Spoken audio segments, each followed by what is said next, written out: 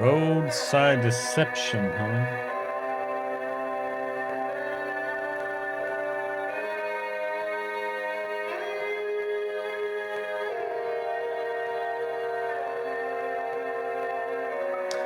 So as a respectable roadman, Henry comes face to face with his enemies in a grueling battle of wits.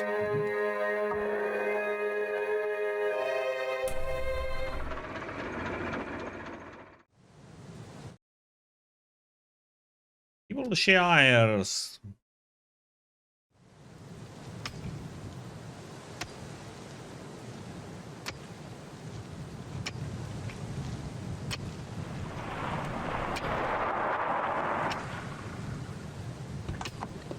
Just about midday, a big car stole down the hill, glided past and drew up 100 yards beyond.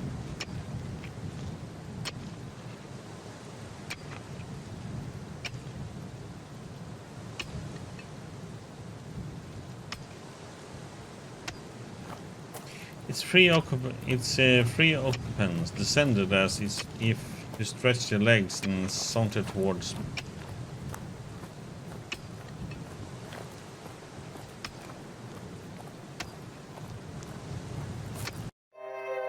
Oops. Two of the men I had seen before from the wind. Oops. Oh, back.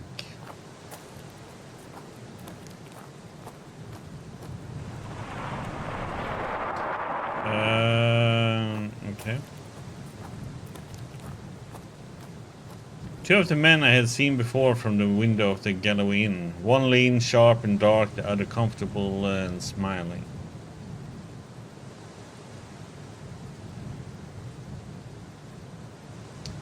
And this clockwise motion that he wants you to do, it's like sometimes it takes like an hour for it to recognize it or something.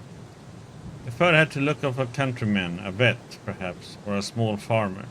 He was dressed in ill-cut knickerbockers, and in the eye in his head was as bright and wary as a hen's. Are you supposed to do a circle motion to move forward, or you can go anti-clockwise to go backwards? Easy job of yours. I slowly and painfully straightened my back after the roadman, spat vigorously after the manner of the low Scot, and regarded him steadily before replying. There's real jobs, and there's better. I would rather have yours, sitting all day on your hinterlands and 8 cushions. It's you and your muckle cars that wreck my roads. If we all had our richts, you should be made to mend what you break. A bright-eyed man was looking at the newspaper lying beside Turnbull's bundle. I see you get your papers in good time. Aye, in good time. Seeing that paper come out last Saturday, I'm just 6 days late. He picked it up, glanced at his superscription, and laid it down again. You've a fine taste in boots. These were never made by a country shoemaker. They were not. They were made in London. I got they through the gentleman that was here last year for the shooting. What was his name now? Scratched a forgetful head. Let us get on. This fellow is all right. Let us get on. This fellow is all right. Did you see anyone pass early this morning? He might be on a bicycle or he might be on foot. I very nearly fell into the trap and told the story of a bicyclist hurrying past in the grey dawn. Wasn't up very early. You see, my daughter was married last night, and we keeping it up late. I opened the house door about 7, and there was nobody on the road then. Since I come up here, there has just been the baker and the Rachill herd, besides you gentlemen.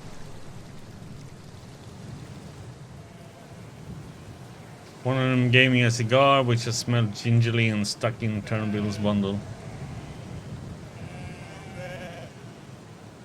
They were out of sight in 3 minutes, and my heart leaped with an enormous relief.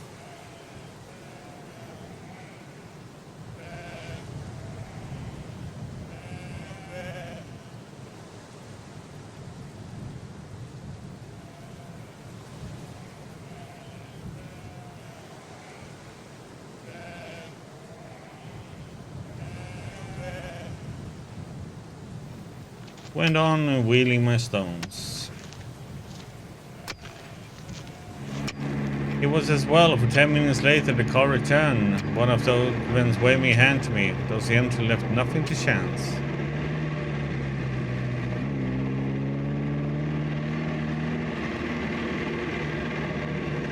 I finished the Turnbull's bread and cheese, and pretty soon I had finished the stones. The story is like this. He, if one is not going to believe, he came back to London after being in South Africa and being in some wars down there as an intelligence officer. Came back to London, and he was planning on to go back to South Africa because he was not happy with London. But then a neighbor to him came down and revealed some information about a murder that was going to happen on a pretty high level of start a war between Germany and Russia. It's pretty much World War One, you could say that. And but the neighbor who came and told him this got murdered in his apartment. Go on, save me buying dinner. And so after that, he has been on the run then and trying to.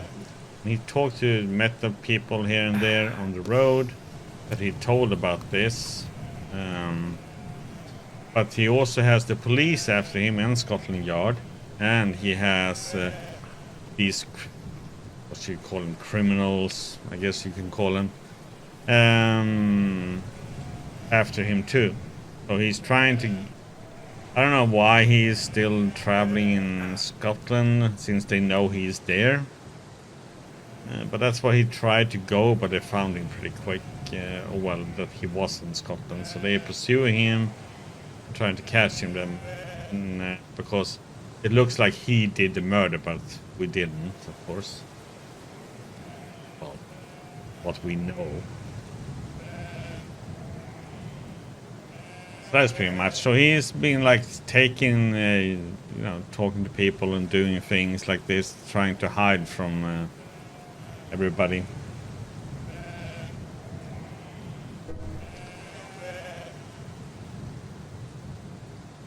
The next step was what puzzled me. I had a notion that the cordon was still tight around the glen, and that if I walked in any direction I should meet with questionnaires. Get out I must. No man's nerve could stand more than a day of being spied on. And suddenly... Excuse me, may I trouble you for a light?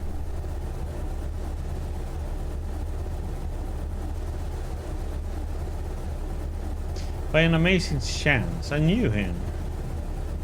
His name was Marmaduke Jopley, and he was an offense to creation. Unbelievable luck.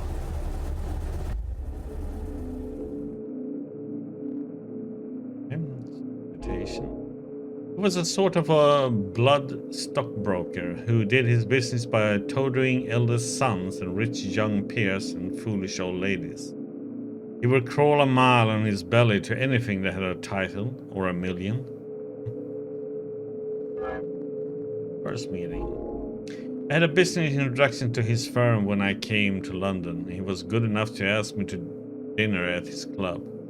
There he showed off at a great rate and pattered about his duchesses to the snobbery of the creature turned me sick.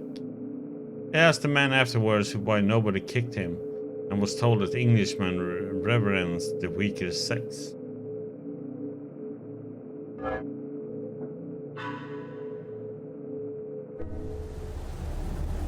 Anyhow, there he was now, nattily dressed in a fine new car, obviously on his way to visit some of his smart friends, and he hadn't a clue who I was.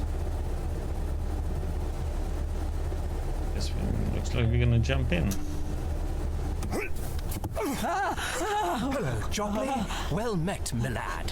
Who the devil are you? My name's Hanny, from Rhodesia, you remember? Good God, the murderer! Just so. And there'll be a second murder, my dear, if you don't do as I tell you. Give me that coat of yours, that cap too. He did it as I bid, for he was blind with terror.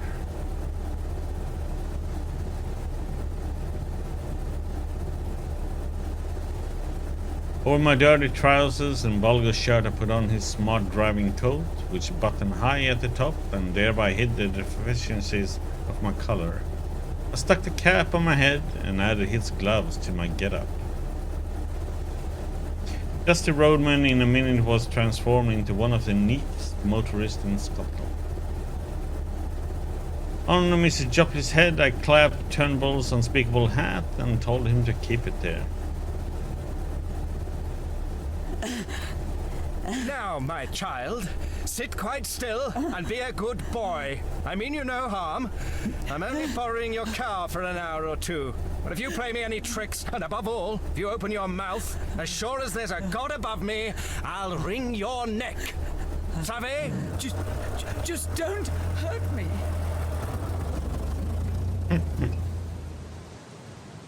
I enjoyed that evening's ride.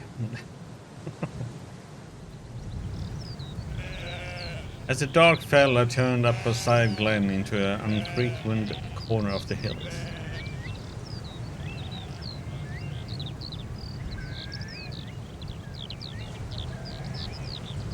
Soon the villages were left behind, then the farms, and then even the wayside cottage.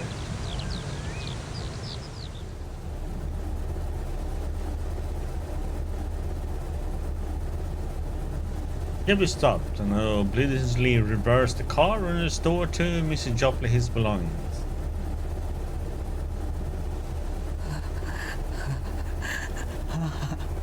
A thousand thanks. There's more use in you than I thought.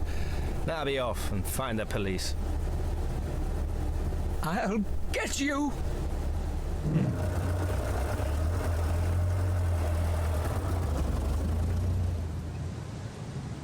As I sat on the hillside, I reflected on the various kinds of crime I had now sampled. Contrary to general belief, I was not a murderer, but I had become an unholy liar, shameless impostor, and a highwayman with a marked taste for expensive motor cars. You are going to game these up.